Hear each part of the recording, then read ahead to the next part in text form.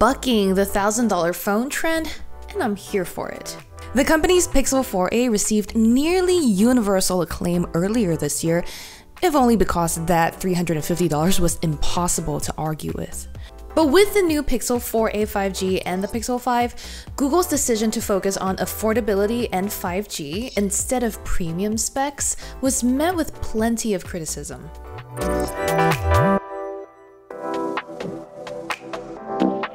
The 4a 5G in particular is basically a stretched out 4a with a second camera and 5G built in. For that, you'll be paying north of $500. The question then is, if you buy the Pixel 4a 5G now, will it be good enough to last you the next 2 years? The Pixel 4a 5G looks so similar to the 4a and the 5 that I kept confusing them for each other, even if one is bigger. I even picked up the 4a to test a new feature, only to realize later that I had the wrong phone. It is easier to differentiate between the 4a 5G and the Pixel 5. The headphone jack is a dead giveaway that I've got the 4a. All three phones have a fingerprint sensor on the rear too, which I prefer to face recognition when it comes to unlocking my phone. The camera setups are another subtle tell. The 4a 5G has a second lens, which wasn't included on the original 4a. Like its siblings, the 4a 5G features a notchless all-screen design with a small hole cut out in the top left for the selfie camera. Oh, and you'll also be able to get the Pixel 5 in a beautiful new color option, sage green, although, as Google calls it, sorta sage. Meanwhile, the Pixel 4a and the 4a 5G are only available in the standard black. The biggest difference between the three Pixels is their screens.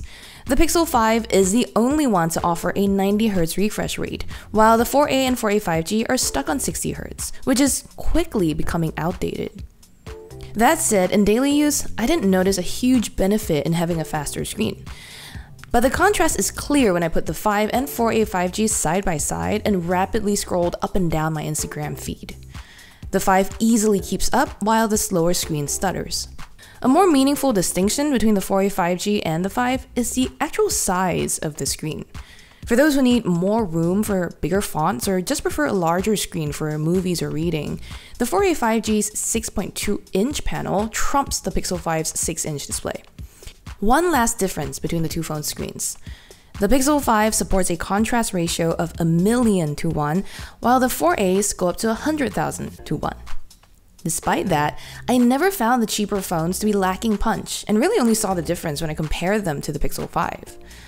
All told, the 4a 5G screen was a lovely, vibrant canvas for all the music videos and Netflix shows that I streamed to it. With its latest Pixels, the company finally added a second ultra-wide lens to the rear, which is much more versatile than the telephoto option on last year's flagships. The company said it tweaked its processing algorithms so that people's faces don't appear distorted when taken with the ultra-wide camera. The funny thing is, it'll fix facial distortion by moving a person's head closer to the center of the frame, but leave their body untouched. This resulted in a hilarious picture of my colleague Chris Velasco looking disproportionate. I haven't yet had the chance to test it in more scenarios, so there might be other factors affecting the result.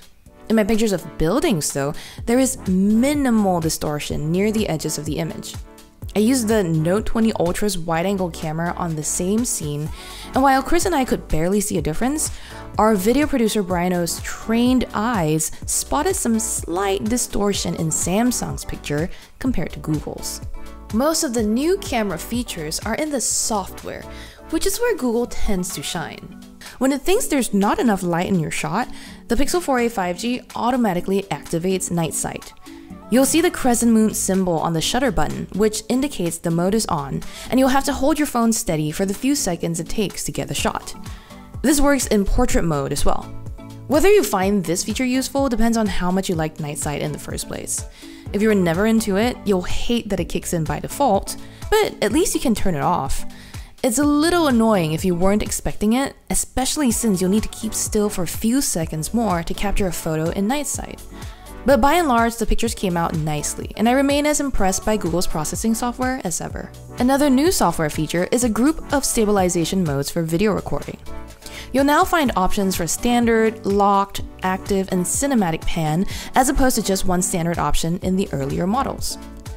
Standard and active are fairly common, and you might not even notice a significant difference between them.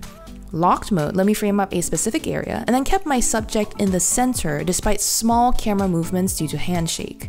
It's useful for keeping tight focus on a stationary object, but I don't foresee myself using it that much. The real showstopper is the new cinematic pan mode.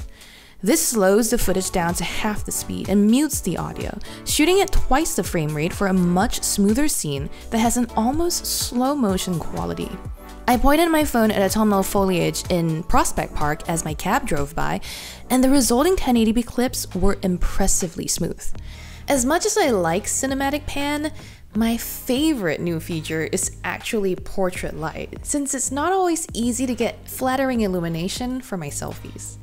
You don't have to do anything to enable this feature. As long as you shoot in portrait mode with the front camera, you'll be able to edit the photo afterward, moving a faux light source around.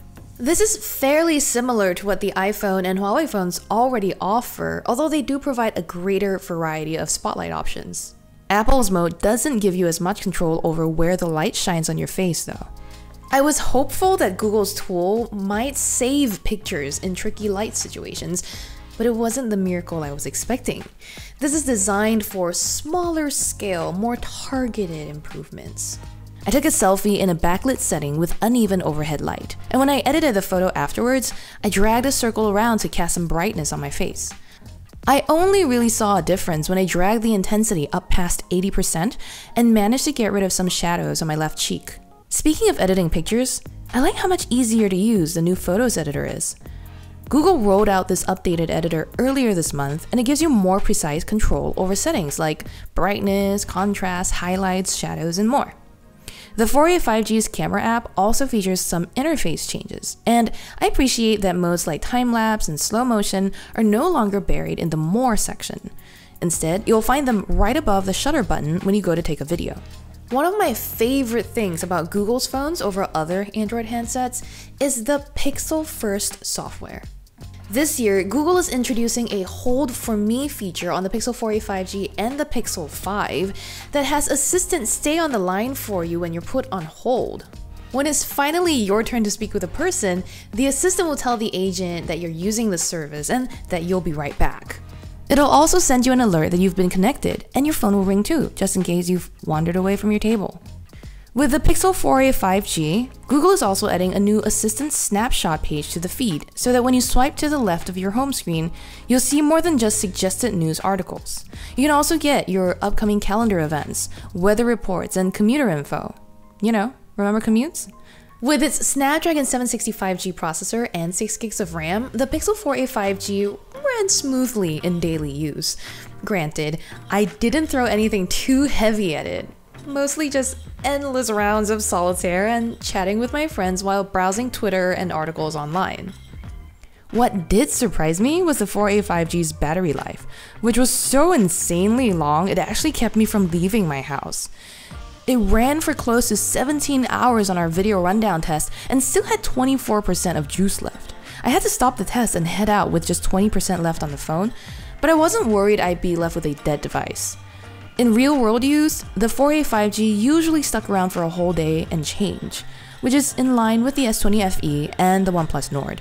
In the event that I was truly concerned about the Pixel 4a 5G giving up on me, I could turn on the new Extreme Battery Saver mode to kill all but a selection of apps.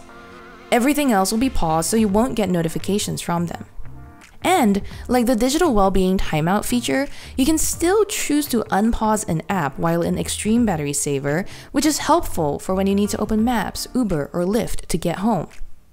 It's hard to sum up how I feel about the Pixel 4a 5G. It's basically the larger version of the Pixel 4a, which at $350 is the best phone in that price. With a new wide-angle camera on the back and a slightly better processor, the 4a 5G is definitely an upgrade over the 4a, but it's also $150 to $250 more expensive and doesn't feel like it's bringing enough advancements to justify that delta. If you plan to pay for your new Pixel over a year or two, the $200 difference, or $100 if you're on Verizon, might not feel like that big of a difference. In which case, spending more on the Pixel 5 might be the better decision, if only for the peace of mind you would get with water resistance. The smoother screen will also make that phone feel like it's faster, and the display size difference is almost negligible. The main reason to get the 4A 5G is if you absolutely cannot spend more than $500 and you want a bigger screen, or if you really must have a headphone jack on a modern phone. That said, despite the fact that it overlaps in so many ways with its stablemates, the Pixel 4a 5G is still a capable device for the money. For all the buying advice based on in-depth reviews of the latest smartphones, wearables, and tablets, make sure you stay tuned and subscribe to Engadget. And as always, thank you for watching.